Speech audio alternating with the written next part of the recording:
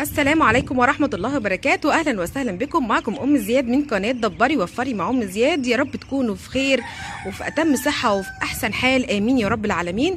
النهاردة هنتكلم عن الإسهال وعن كيفية علاج الإسهال ده بمكونات موجودة في البيت. احنا النهارده طلعت الصبح، لقيت البط والفراخ ملاحظه عليهم ان هما الاسهال بتاعهم زي الميه بالظبط. فطبعا ده بيؤثر على الطائر، لان هو طبعا بيفقد شيء طبعا من وزنه جامد، بيفقد من وزنه كتير، خاصه لما الاسهال يكون متكرر او يكون على مدار اليوم يفضل يجيب اسهال. كمان الحاجات اللي احنا هنستخدمها النهارده دي حاجات ومكونات طبيعيه وموجوده في اي بيت. من الجدير بالذكر بقى ان البط دوت وهو لسه صغير والله فعلا كان هيموت مني بسبب الاسهال.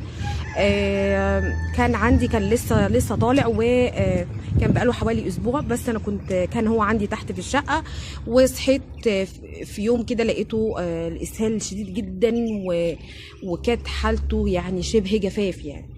نفسي اقول لكم ان الخلطه دي بالفعل والمكون اللي احنا هنعمله النهارده ان شاء الله فعلا جاب معاهم نتيجه.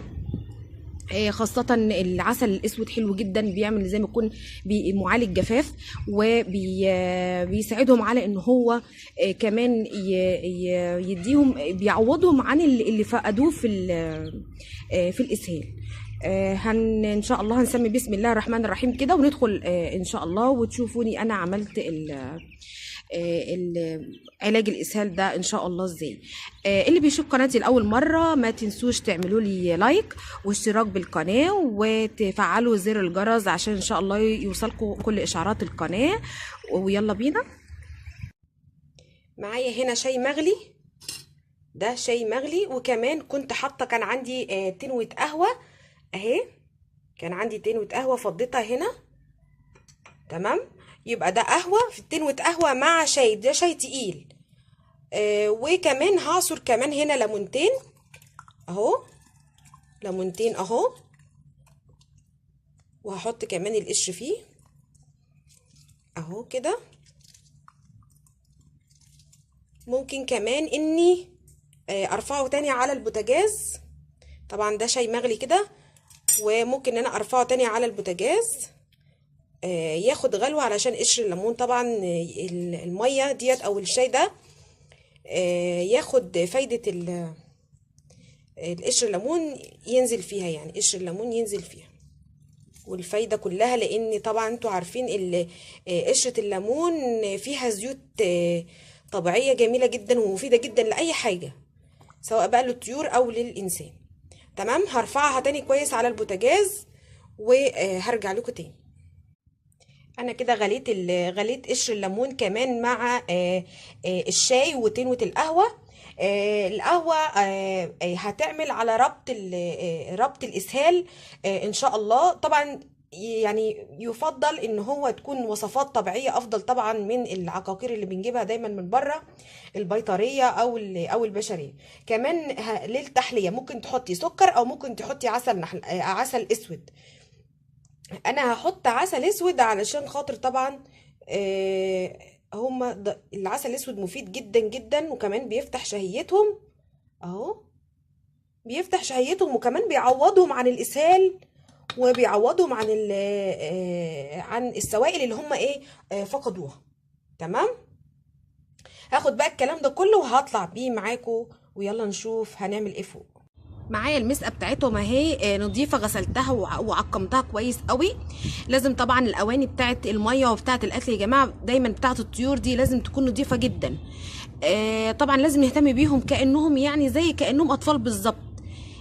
لان طبعا لما بتهتمي بالطير بتاعك بتشوفي منه احسن نتيجه طبعا ان شاء الله. اهم شيء النظافه، سواء النظافه تحت منهم او النظافه في الاواني بتاعتهم. هبدا بقى احط هنا، انا معايا شويه ميه حطاهم اهو. تمام، ميه نظيفه بيضه اهي، وهحط فيها الليمون مع العسل الاسود مع الشاي. يبقى ده شاي بليمون، كمان معاه قهوه او تنوة القهوه، عايزه تغلي قهوه مفيش مشكله، بس يعني تنوة القهوه يعني برضو بتعمل نفس الغرض، وان شاء الله هتجيب معاكم ان شاء الله نتيجه. انا هحط لهم دول كفايه قوي، لان هحط ليه الفراخ برضو جوه. لو لاحظتي اي حاجه على طيورك يستحسن طبعا ان انت تلجئي الى الوصفات الطبيعيه دي، افضل شيء طبعا من اي عقاقير تانية. طبعا انا معطشاهم، هحط لهم الميه ديت ونشوف مع بعض. اهم يا حبايبي بداوا يجوا للميه وبداوا يشربوا اهو. انا كنت معطشاهم واخده سحبه من قدامهم الميه حوالي نص ساعه، يعني ما تزوديش عن كده، عشان طبعا ده طائر برضو حرام برضو ما يعطش قوي، وخاصه ان البط بيحب الميه جدا. البط يحب الميه جدا جدا، فهو طول يعني حتى طول ما هو قاعد بيشرب، يعني طول ما هو قاعد بيشرب. بس كده يا حبايبي. وهحط كمان للفراخ بأمر الله، هحط لهم ده طبعا البط اللي انا كنت صورته معاكم، ده بط بلدي او بط سوداني، كنت صورته معاكم قبل كده على القناه. هو دلوقتي عمره شهر ونص.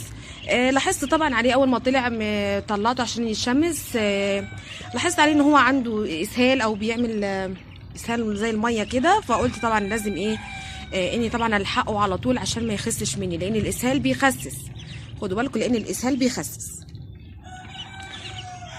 وكمان هحط للفراخ منه، لقيت برضو الفراخ عندها اسهال، هحط الفراخ منه. هو طبعا هم شويه صغيرين دول هيشربوهم، وان شاء الله هو هيمسك معاهم بامر الله. وده كان الفيديو بتاع النهارده. يا رب اكون افدتكم ولو بمعلومه صغيره، ولو في اي سؤال اكتبوا لي في التعليقات. شكرا لحضراتكم، بحبكم في الله، والسلام عليكم ورحمه الله وبركاته.